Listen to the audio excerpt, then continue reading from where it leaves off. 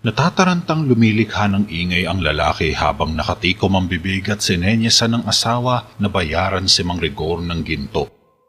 Sinenyasan niya ang asawa na magtungo sa maliit nilang aparador at kunin sa kaha ang isang gintong barya na itinago niya doon.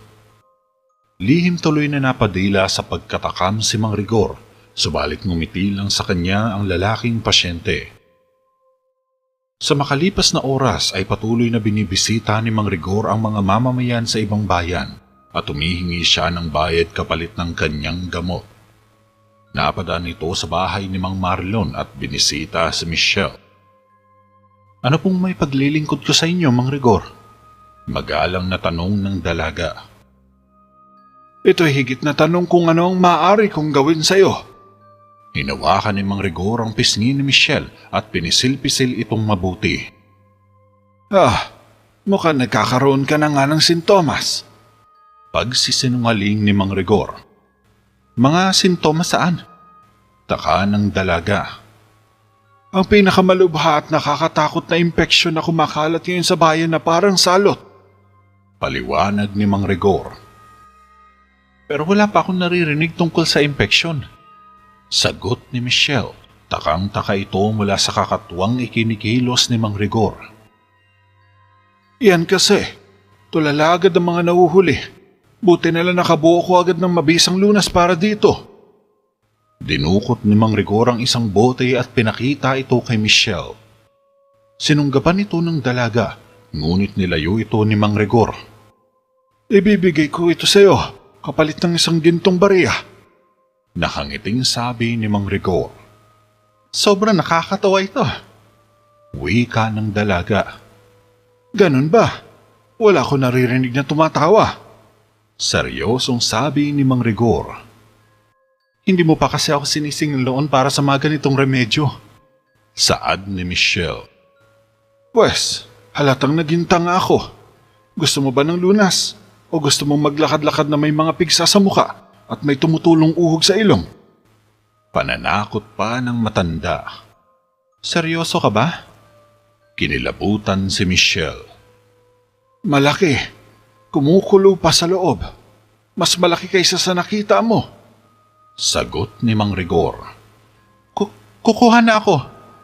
Napakaripas si Michelle sa takot. Hinugot niya sa ilalim ng unan ang nag-iisang pitaka niya at dinukot ang isang barya. "Pakibilisan naman. May kailangan pa akong asikasuin sa palasyo." Apuradong sabi ni Mang Rigor. Lumapit si Michelle at inabot sa kanya ang barya.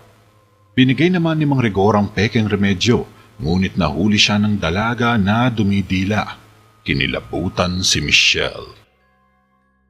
Para itong nakakita ng manyak na nakahuli sa dagat ng malaking suso at matabang kabibi. Isang matalinong desisyon. Mabilis na umalis si Mang Rigor sa bahay. Nagkibit-balikat na lamang si Michelle at tiningnan ang gamot. Samantala, dumiretso naman si Mang Rigor sa palasyo nang ipatawag ito ng hari. Naabutan niyang nakaupo si Haring Argo sa isang silya sa tabi ng bintana. Nilapitan ito ni Mang Rigor, sabay inabot ang bote ng peking remedyo. "Sigurado ka bang gagana ang gamot na ito, Rigor?" Sabay nilagok ni Haring Argo ang bote. "Sigurado po ako dyan, kamahalan." Sagot naman ni Mang Rigor. Nagtungo siya sa likod ni Haring Argo habang nanatili pa ring nakaupo sa silya. Kumuha ng isa pang bote si Mang Rigor saka binuhusan niya ng langis ang kamay. Pinahid niya ito sa nakakalbong ulo ni Haring Argo at kasabay ang banayad na pagmasahe. Sa umpisa ay marahan lang na minamasahe ni Mang Rigor ang ulo ni Haring Argo. Bahagyang nare-relax ito at gumagaan ang pakiramdam. Pero makalipas ng ilang minuto ay nagulat na lang ito nang pinagsasampal siya ni Mang Rigor. Napapayuko na lang si Haring Argo mula sa mabibilis na mga sampal. Nirambo ng husto ni Mang Rigor ang ulo ni Haring Argo at hindi niya talaga ito tinigilan hanggat sa hindi magreklamo si Haring Argo. "Ganap at lubos na kailangan. Dapat nating ibalik ang sirkulasyon ng dugo sa anit. Nais mo bang tumubo ang iyong buhok, kamahalan?" Panguudyok na tanong ni Mang Rigor. Sige, ituloy mo na. Sabay iling ni Haring Argo. Pagdakay ni Rambo siya ulit ng mabilis sa ulo.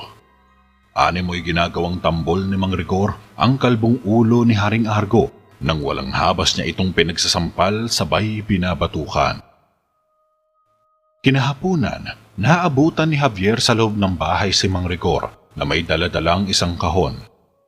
Nakilala niyang ito ang kaba ni Jericho. Binuksan ito ni Mang Rigor at dinilaan ang mga barya. Subalit na isara agad ni Mang Rigor ang kahon nang mapansin nito si Javier sa likuran. Tinago agad ni Mang Rigor ang kahon sa drum. Dahil dito, isang bagay ang biglang napagtanto ni Javier. Mabilis nanlisik ang mga mata niya at kinumpronta ang matanda. Napatingin naman si Mang Rigor nang may pagtataka kay Javier. Kaya pala hindi ko mahanap-hanap ang duwende dahil ikaw pala yun? Sigaw ni Javier. Nawawala ka na ba sa katinuan, Javier? Anong pinagsasasabi mo? Galit na sabi ni Mang Rigor. Hindi, alam ko ang sinasabi ko. Ikaw talaga ang duwende. Panggigiit ni Javier. Huwag kang magpatawa, Javier. Saad pa ni Mang Rigor. Lumapit si Javier sa tiyuhin niya. Kilala ko si Tio Rigor. Gaya ng pagkakakilala ko sa aking sarili. Hindi siya ganyang kumilos. Pahayag ni Javier. Hindi nakareact si Goblin. Nahuli mo ako. Paano nagustuhan ko ang bago kong katawan? Medyo luma na nga ito at nanginginig.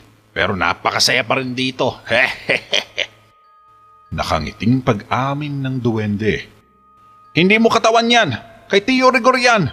Anong ginawa mo sa kanya? Galit na tanong ni Javier pero ngumisi lang sa kanya si Goblin. Nandito pa rin naman siya sa isang bahagi ng kanyang katawan. Simpleng sagot ni Goblin. Pero wala siyang ginawang masama sa'yo, kaya lubayan mo na siya. Pakiusap ni Javier. Sige, nakumbinsi mo ako. Pero sa palagay ko mananatili pa rin ako sa kinatatayuan ko. Gusto ko dito ang kalayaan, ang ginto, ang serbesa. Ops, nabanggit ko na ba ang ginto? Sabay mapaglarong tinakpan ng duwende ang bibig nito. Napakamautuloy sa galit si Javier. Kapag sinaktan mo siya, papatayin kita. Banta ni Javier. Pero tila di man lang natinag ang duwende. Ngumisi pa ito kay Javier. Papatayin mo siya? Nakikita mo ba ang problema? Ako siya at siya ay ako. Magkasama kaming dalawa sa katawang ito. Nakangising sagot ng duwende. Sabay tinapik sa mukha si Javier at lumabas ng bahay. Napabuga tuloy ng hangin si Javier. Panibagong kamalasan na naman ang nadala niya sa bahay. Sinundan niya ang tiyuhin na tila patungo sa konseho. Nauna itong pumasok sa silid bago sumunod si Javier. Nakangising nakihalo ito sa karamihan. Nagkaroon ng paninira sa paligid ng palasyo, pati na rin ang ilang mga nakawan. Ako mismo ay naging biktima din nito. Sa kamaang palad, nagawa akong takasan ng magnanakaw. Wika ni Jericho habang nakaharap siya sa hari na nakaupo sa trono katabi ni Prinsesa Raya. Nasa likod lang din ni Raya si Michelle na tahimik lang na nakikinig kay Jericho. Ngunit nabigla ang lahat sa sumunod na nangyari. Biglang umutot si Michelle at tinignan siya ng buong korte.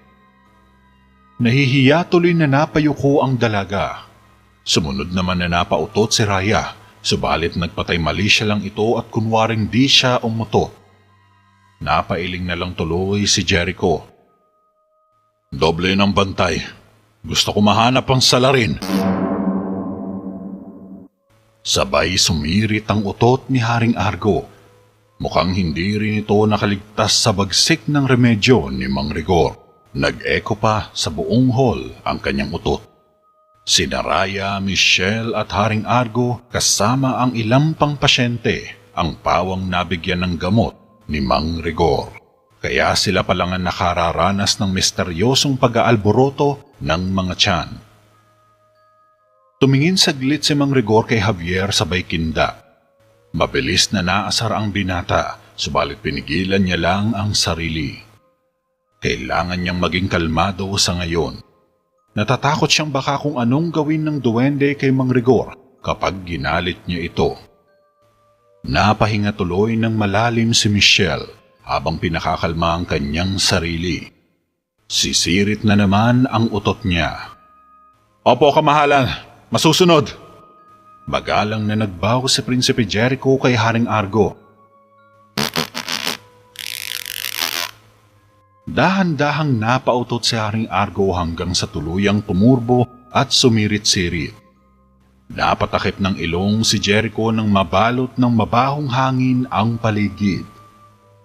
Tapos na ang pagpupulong! Ngayon na! Galit na sigaw ni Haring Argo habang tuloy pa rin ito sa pag-utot. Lahat ay nagmamadaling lumabas maliban kina Mang Rigor at Jericho. Nginitian pa ng duwende si Javier bago ito lumabas ng silid. Rigor, mayroon ka bang magagawa para gamutin ito? Nahihiyang tanong ng hari. Makalipas ng ilang sandali, tumatawang pumasok si Mang Rigor sa bahay habang nakatayo sa sala si Javier na nakakross ang mga braso at naghihintay sa pag-uwi nito. Sabihin mo sa akin, hindi ka ba nasisiyan sa nakakatawang eksena ngayon? Tawang-tawa si Mang Rigor ngunit seryoso lang si Javier. Wala kahit kaunti. Yung kaunting ngiti lang. Dahan-dahang lumapit kay Javier ang duwende habang ito ay patuloy na tumatawa. Kung magpapatuloy ka sa ganito, mapapatay mo si Tio Rigor. Seryosong sabi ni Javier. Javier, Javier, minamaliit mo ako. Napagaling ko na si Argo sa problema niya. Palagi niyang sinasabi sa akin na malaki ang utang na loob niya kay Rigor. Dapat ka pa nga magpasalamat sa akin eh. Nakangiting sabi ng duwende. Kailangan mo na tong itigil. Utos ni Javier. Wala akong nakikitang dahilan para ihinto ito. Ngayon, kung tapos ka na, pupunta na ako sa bahay inuman para maglibang. Sabay talikod ng duwende. Subalit sumara ang pintuan ng umusal si Javier para pigilan ang duwende. Galit na napalingon si Goblin. Kung gayon, may sarili ka palang kaalaman, Javier. Mas lalong napangiti ang duwende. Lubayan mo na ang katawan niya. Kung hindi, magsisisi ka. Banta ni Javier sa Goblin. Maaring malakas ang mahika mo, ngunit may kaalaman pa rin ako sa iyo. Pahayag naman ng duwende kay Javier. Ano naman yun? Tanong ng binata. Kaya kitang saktan. Pinalutang sa hangin ng duwende ang isang kutsilyo at mahiwagang itinapon ito kay Javier. Kinumpas ni Javier ang kamay sabay usal at pinahinto ng kanyang spell ang kutsilyo.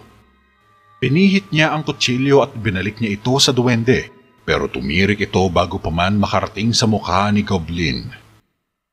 Kita mo na? Hindi mo ko masasaktan ng hindi mo sinasaktan si Rigor. Bumagsak sa sahig ang kutsilyo ng tuluyang ibaba ni Javier ang kamay. Napangisi ulit ang duwende. Hindi ako titigil hanggat hindi ako nakakahanap ng paraan para pilitin kang lumabas sa katawan ni Tio. Wika pa ni Javier. Mabilis itong lumabas ng bahay. Dahil naman sa nangyari, napagpasyahan ni Goblin na magpunta sa silid-talaan para mapaghandaan niya ang gagawing plano ni Javier. Pagdating niya sa silid ay nadatnan niya si Manu na inaayos sa shelf ang mga libro sa tabi ng kanyang desk. Rigor, mabutit nandito ka. Naisipan ko sanang puntahan ka. Nararamdaman ko na kasi ang matinding sakit sa binti ko. Mukhang inaatake na naman ako ng rayuma ngayon. Wika ni Manu na medyo nakangiwi. Hindi na nakakagulat.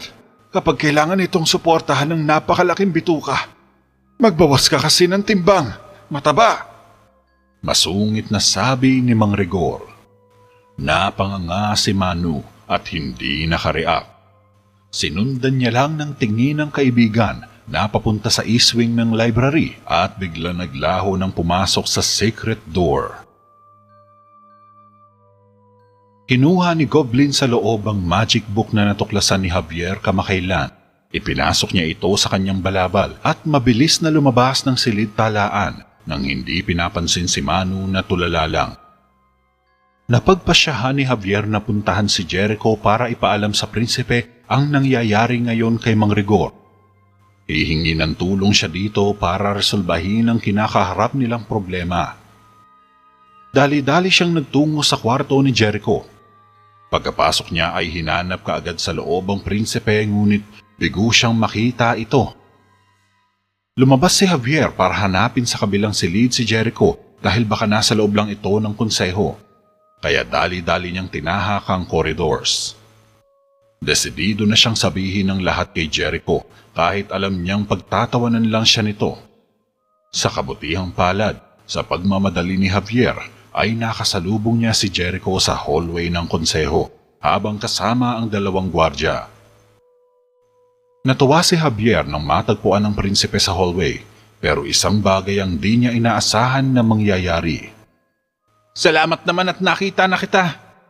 Jericho, kailangan natin mag-usap. May kailangan akong sabihin sa'yo. Lumapit siya kay Jericho. Arestuin siya! Utos ni Jericho sa dalawang gwardya na ikinabigla ni Javier. Nagtatakang napatingin siya kay Jericho. Naguguluhan siya at walang kamalay-malay sa nangyayari. Bakit, Jericho? Anong ginawa ko? Hindi makatingin ng diretsyo sa kanya si Jericho. Halatang labag sa kalooban nitong gawin ang formal na paghuli kay Javier. Ngunit wala na siyang magagawa dahil ito ang utos ng hari. Pagkatapos hulihin si Javier ay binitbit ito ng mga gwardya patungo sa loob ng konseho. Totoo ba ito? Ikaw ba ang may pananagutan sa paghihirap na dinanas ko at ng ilan pang mga inosenteng tao? Tanong ni Haring Argo kay Javier matapos siyang iharap sa hari. Nasa tabi lang ni Haring Argo si Mang Rigor habang nakaupo naman sa tabi niya si Prinsesa Raya na mukhang natutuwa pa sa nangyayari. Ano? Hindi ko po alam ang sinasabi niyo. Wala akong ginagawa masama. Tanggi naman ni Javier sa mga paratang sa kanya. Bumaling si Haring Argo kay Mang Rigor na nasa tabi niya. Sabihin mo, Rigor. Sambit ni Haring Argo. Nakita ko ito sa kwarto mo. Isang libro na naglalaman ng makapangyarihang ritual at pangkukulam. Sabay ipinakita ng duwende na nagpapanggap na si Mang Rigor ang magic book sa harap ng korte. Nagulat naman ang lahat sa narinig at halos hindi makapaniwalang magagawa ito ni Javier. Napangiti si Raya at hindi rin niya akalain na isa palang mangkukulam si Javier. Ilang beses na niyang tinangkang ibagsak si Javier, subalit si Mang Rigor lang pala ang susi niya para mawala sa landas si Javier. Mukhang pumapabor kay Raya ang ginagawa ngayong pambubuko ni Mang Rigor kay Javier. Mukhang wala na siyang aalalahanin pa kapag napatunayang nagkasala si Javier. Nagsisinungaling siya! Hindi siya si Tio Rigor! Pagbubulgar naman ni Javier na ikinagulat ng marami. Ngunit sa halip na mataranta ay kalmado lang si Mang Rigor na tumingin kay Javier. Halatang hindi man lang ito naapektuhan sa paninindak ni Javier. Anong pinagsasasabi mo? Tanong ni Jericho. Sinapian siya ng duwende. Sagot ni Javier. Tuluyan na ngang nalunod sa paggawa ng pinakadesperado at katawa-tawang mga akusasyon ng pamangkin ko, kamahalan. Kalmadong sabi ni Mang Rigor habang nakatitig pa rin kay Javier. Tumingin kay Javier ang hari. Seryoso ka ba sa bagay na yan? At inaasahan mo talaga na maniniwala kung isang duwende si Rigor? Nagpapatawa ka ba? Wika ni Haring Argo. Napabuntong hininga si Mang Rigor na tila nakahinga ng maluwag sa pahayag ng hari. Oo, kinokontrol siya nito. Nandyan pa rin ang tiyo ko, ngunit nasa isang sulok lang ito ng kanyang katawan. Paliwanag ni Javier. Mayroon ka bang anumang patunay sa akusasyon mo? Tanong naman ni Jericho kay Javier. Matagal bago nakasagot ang binata. Wala. Malungkot na yumuko si Javier. Natatakot akong baka nilamon ka na ng itim na mahika. Mas nasasaktan ako sa nangyayari. Pero kailangan kong sabihin ng totoo. Wika naman ni Mang Rigor at kunwaring malungkot. Hindi ako naniniwala sa'yo! Sigaw ni Javier. Kamahalan, sa matagal na panahon, hindi ko inakalang nagkupkup pala ako ng isang mangkukulam. Kaya nag-aalay ako ngayon ng taimtim na paghingi ng tawad para dito. Sambit ni Mang Rigor kay Haring Argo. Hindi ka dapat humihingi ng tawad, Rigor. Lahat tayo ay niloko niya. Saad ng hari. Hindi! Tayong niloloko niya! Paggigiit ni Javier. Galit na tumingin sa kanya ang hari. Tumahimik ka! Ikaw ay napatunayang nagkasala sa paggamit ng itim na mahika at pangkukulam. At alinsunod sa ating mga batas, iaalay mo ang iyong buhay sa tulos. Alisin niyo siya! Maotoridad na utos ni Haring Argo sa mga kawal. Ngumiti si Raya kay Javier habang kinakaladkad ito palabas ng mga gwardya. Hindi! Nagsisinungaling siya! Niloloko niya tayong lahat! Maniwala kayo sa akin! Ano ba, pakawalan niyo nga ako! Pagpumiglas ni Javier sa mga gwardya, ngunit hindi siya makapalag sa lakas ng mga ito. Kinagabihan, pumunta si Goblin sa tavern para uminom at magliwaliw nang hindi sinasadyang nakabangga niya si Nicolas na naging dahilan para matapon ng inumin nito. Huminto sa paglalakad si Mang Rigor. Bumaling siya kay Nicolas. Tiningnan niya ng masama sa mata ang naturang kabalyero. Tanga ka ba? Singhal ni Mang Rigor. Mang Rigor? Nagulat si Nicolas sa sinabi ng matanda at nagtaka din ang mga kasamahan nitong kabalyero. Dahil ni minsan ay hindi pa nila narinig na magsabi ng ganitong uri ng pananalita ang matanda. Hindi sumagot si Mang Rigor. Umiwas naman ang tingin si Nicolas at hinayaan na lang ang nangyari. Magpapanggap na lang ako na hindi ko narinig yun. Wika pa ni Nicolas bago tinalikuran ang matanda dahil bahagyang napupukaw na sa kanila ang atensyon ng marami. Pati ang kalapit na table ni Nicolas ay nagtataka na rin sa inaasal ni Mang Rigor. Di ka lang pala tanga. Bingi ka rin. Matalas na sabi ni Mang Rigor. Dahil dito, di na nakatiis pa si Nicolas at pinatulan na ang matanda. Isa akong kabalyero ng Terabeda. Inaasahan kong bibigyan mo ko ng paggalang. Matigas na sabi ni Nicolas kay Mang Rigor. Tanga! Wala akong ipapakitang paggalang sa'yo, unggoy ka! Magaspang na sagot ni Mang Rigor nang may kasamang panunuya. Mabilis na napikon si Nicolas, kaya hinawakan na nito ang scabbard niya upang hugutin ng espada. Patuto kang gumalang kung ayaw mong patulan kita. Banta ng kabalyero. Ngunit uminom lang si Mang Rigor at pagdakay dinuway ang laway sa mukha ni Nicolas. Nabasa ng magkahalong alak at laway si Nicolas. Nagulat ang lahat sa ginawa ni Mang Rigor. Halos hindi sila makapaniwala. Dahil sa inis ay hinugot ni Nicolas ang sariling espada niya at tinutukan sa leeg si Mang Rigor. Maaaring matanda ka na, ngunit hindi ko ito mapapalampas. Dumampot ka ng sarili mong espada. Paggahamon ni Nicolas. Inalok agad ng espada si Mang Rigor pero tumawa lang ito at tinanggihan ng sandata. Kung lalaban kasi siya gamit ang katawan ni Mang Rigor, ay tiyak na mataas ang tsansang matalo siya. At ang mas malala pa ay maaari siyang mapatay ng kabalyero. Mabilis na tumanggi si Mang Rigor sa hamon. Pinaamo niya ang kanyang itsura at dahan-dahan siyang yumuko kay Nicolas. Isa lang akong hangal na matanda na nasobrahan sa pag-inom. Mangyaring tanggapin mo ang paghingi ko ng tawad. Wika ni Mang Rigor. Sinukbit ni Nicolas ang espada. Kung gayon, tinatanggap ko ang paghingi mo ng tawad. Sambit naman ni Nicolas. Bumalik na ito sa pwesto. Nagpunta naman sa sulok si Mang Rigor habang nagpapatuloy sa inuman sina Nicolas. Naglagay si Mang Rigor ng potion sa isang galon ng alak, saka dinala niya ito sa lamesa ni Nicolas na nagkakasiyahan pa rin. Mang Rigor, pagtataka ng kabalyero. Paumanhin muli. Hindi ko alam kung ano sumagi sa akin kanina. Ani ni Mang Rigor na nakangiting inabot niya ang galon ng alak. Kalimutan na natin yun. Sagot naman ni Nicolas at tinanggap ang alak ni Mang Rigor. Samantala, sinikap ni Javier na huwag antukin at hinihintay na makatulog ang isang gwardya sa labas ng kanyang selda. Maya-maya lamang ay unti-unti nang dinapuan ng antok ang gwardya hanggang sa makatulog ito mula sa inuupo ang silya habang nakasandig sa pader. Nang makatulog na ang gwardya ay kumilos kaagad si Javier.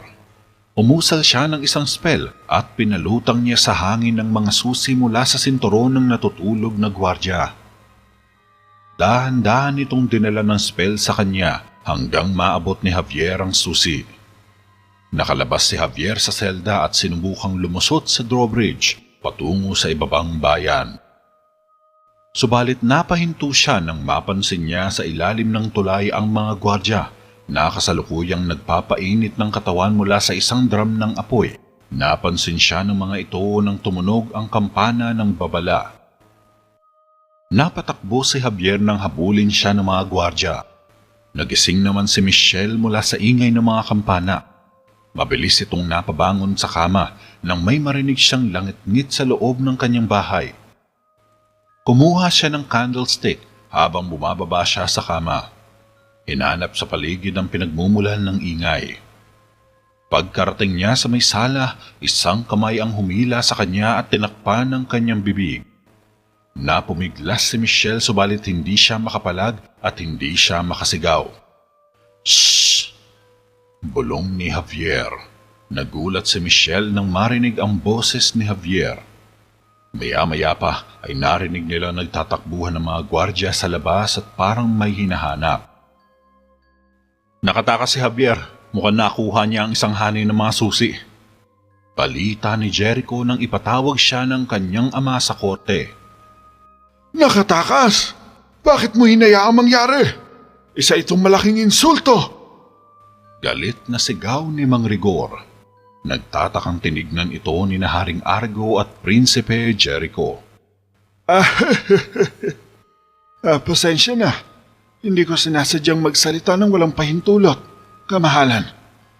Nahihiyang yumuko kunwari si Mang Rigor. Tama si Rigor. Ito ay hindi katanggap-tanggap. Dapat parusahan ng mga bantay. Sang-ayon ni Haring Argo kay Mang Rigor. Alamin ko to ng personal. Sagot ni Jericho.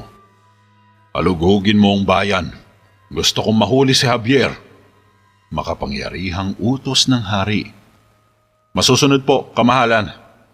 Nagbaw si Jericho at umalis. Napangiti naman si Goblin. Kailangan nating piliting mapalabas ang duwende sa katawan ni Tio. Wika ni Javier na nakasilip sa siwang ng bintana ni Michelle habang pinagmamasdan ng dalawang gwardyang naglalakad sa kalye. Halatang pinaghahanap siya ng mga ito at pursigidong mahuli siya.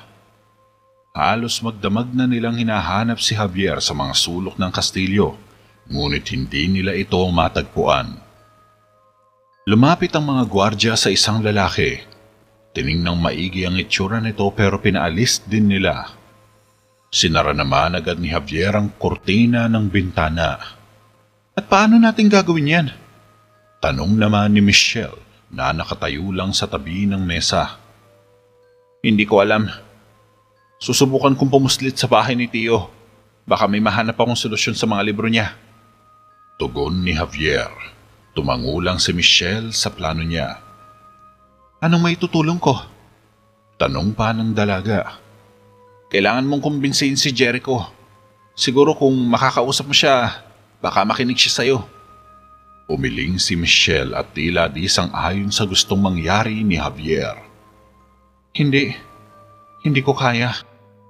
Umikot si Michelle sa lamesa at pumwesto sa pinakadulong bahagi. Bakit?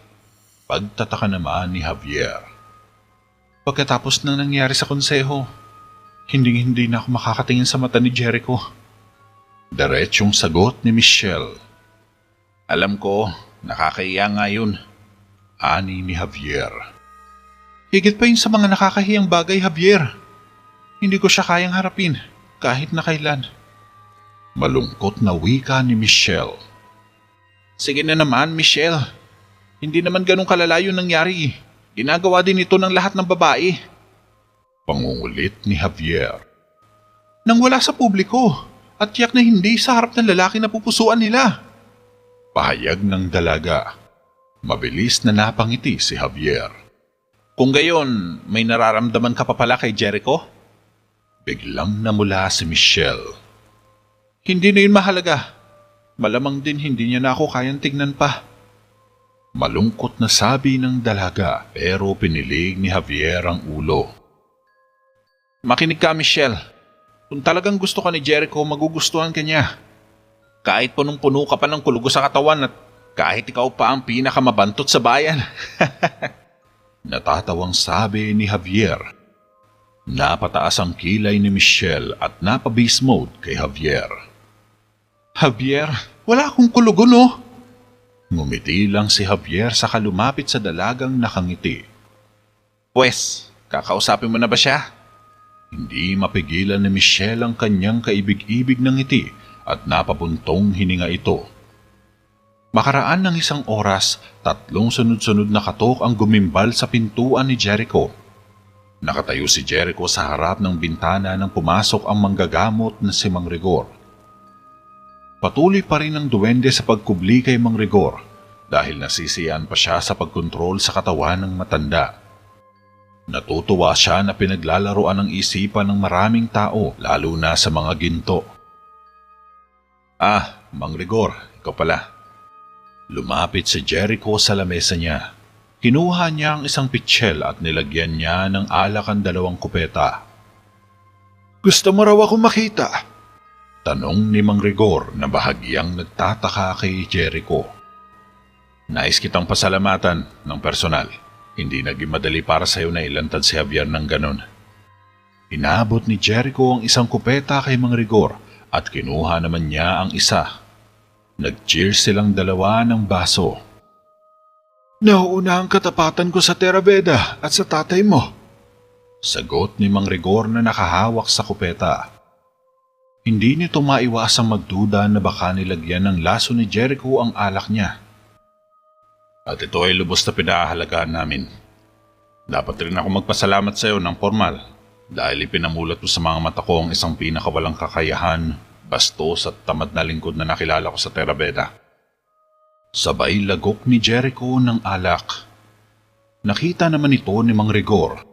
Medyo napangiti siya at nawala ang pangamba niya sa sarili. Ikinalulungkot ko rin na kailangan mo pa magdusa sa pagiging tamad niya ng napakatagal. Sambit ni Mang Rigor. Kapag nahuli natin siya, makikita mo siya nakabitin ng patiwarik. Saad ni Jericho. Saan ko po yan? Inangat ni Mang Rigor ang kupeta habang tinitingnan siya ng matalas ni Jericho. Napahinto tuloy sa pag-inom si Mang Rigor at takang tumingin kay Jericho. May problema ba? Tanong ni Mang Rigor. Ang Rigor na nakilala ko ay hinding-hindi maaatim na makitang nahihirapan si Javier kahit anuman ang kanyang nagawa. Binaba ni Jericho ang kupeta sa lamesa. Tinugot niya ang espada niya, saka tinutukan si Mang Rigor. Kung ganun, isa kang duwende at nagsasabi ng totoo si Javier. Wika ni Jericho. Mabilis na tumingin sa paligid si Goblin. Napansin niya ang ilang mga gamit sa ibabaw ng maliit na aparador. Gamit ang spell ay mahiwaga niyang pinalutang sa hangin ng isang florera at binasag ito sa ulo ni Prinsipe Jericho. Bumagsak si Jericho sa sahig at nawalan ito agad ng malay. Lumapit si Goblin kay Jericho pagkatapos nakangiting binulungan ng spell si Jericho bago siya lumabas sa kwarto. Habang naglalakad si Michelle patungo sa silid ni Jericho, ay nakita siya ni Mang Rigor sa Phoenix Corridor. Kaya mabilis itong pumasok sa isang alcove para magtago. Dire-diretso lang sa paglalakad si Michelle hanggang malagpasan niya ang sulok na pinagtataguan ng duwende. Nakangiting lumabas si Mang Rigor nang patungo sa kwarto ni Jericho ang dalaga. Pagkatapat sa kwarto ay kabadong lumapit si Michelle sa pinto ni Jericho. Itinaas niya ang kanyang braso pero nag-aalangan siyang kumatok. Nagsimulang tumakbo palayo si Michelle ngunit huminto din siya pagkatapos ay bumalik muli sa pinto. Huminga siya ng malalim at nilakasan ng loob para kumatok. May narinig siyang ungol sa kabilang bahagi ng kwarto. Dinikit ni Michelle ang kabilang tainga niya sa pinto. Jericho?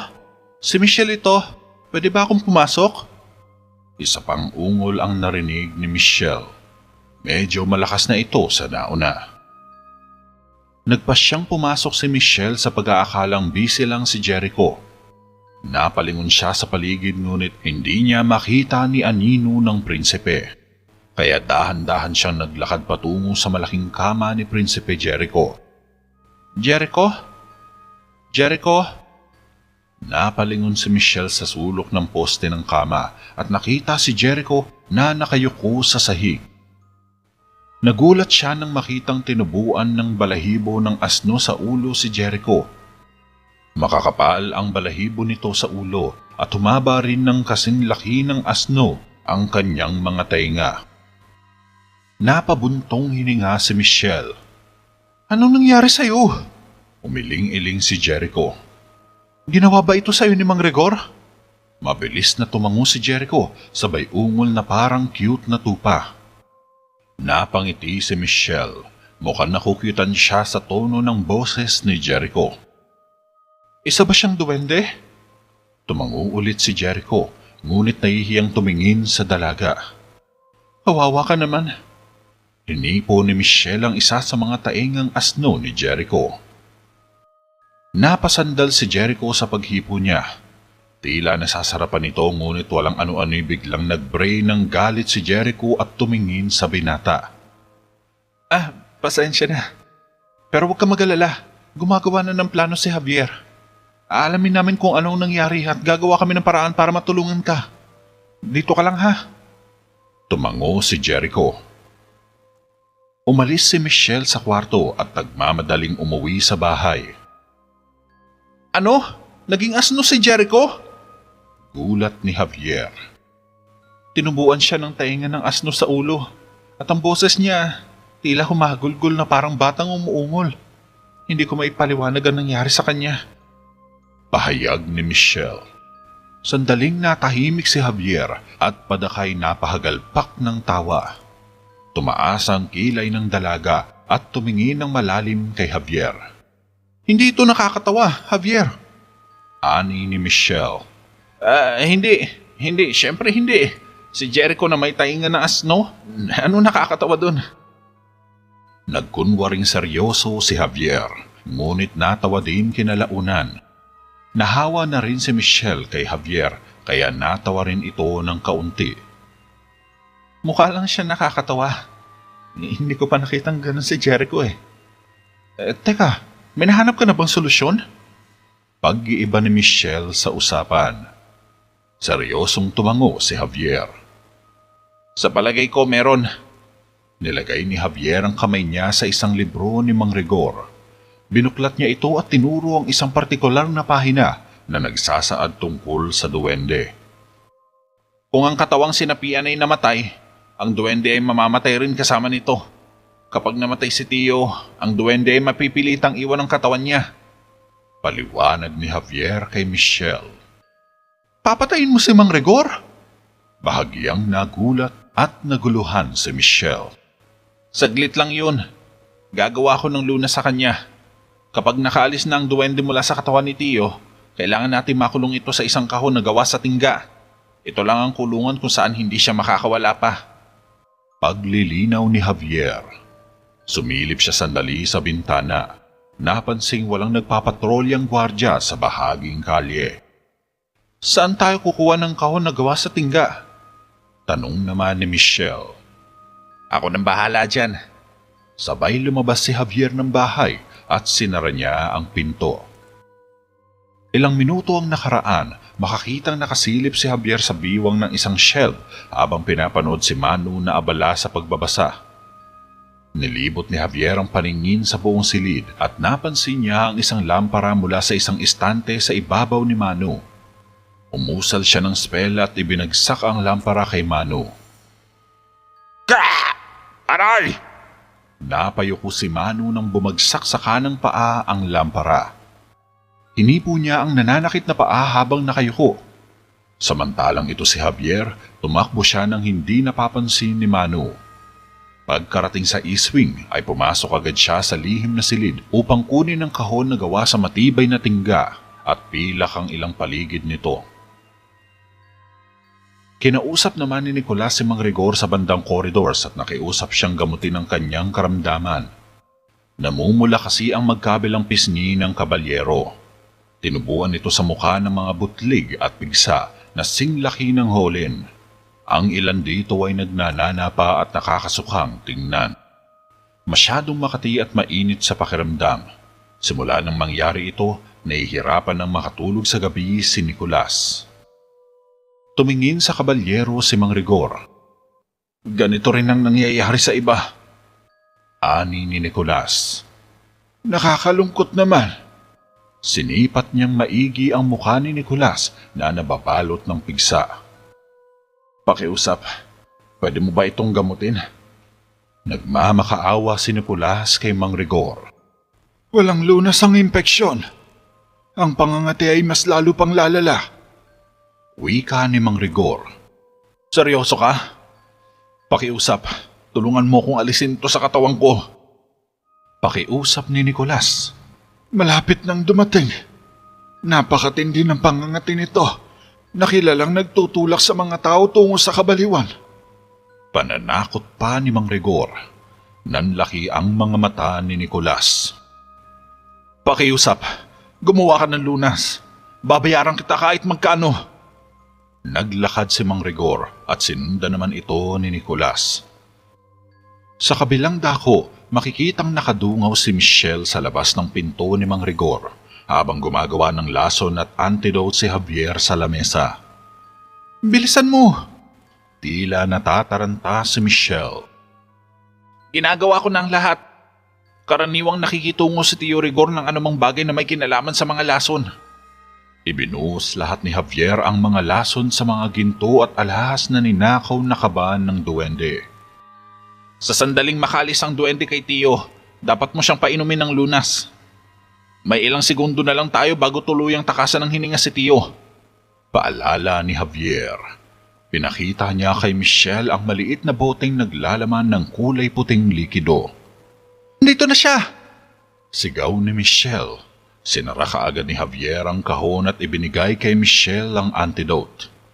Itinago niyang muli ang kahon sa loob ng drums. Mabilis na nagtago ang dalawa sa kwarto ni Javier at tahimik na pinanood si Goblin na pumasok sa bahay habang may dalang supot ng ginto. Nagtungo si Goblin sa drum at nilabas ang kahon. Binuksan niya ang kahon. Pinasok niya sa loob ang supot at kumuha ng ilang barya. Sabay dinilaan ng mga ito na parang chocolate sa sarap. Ew, nakakadiri!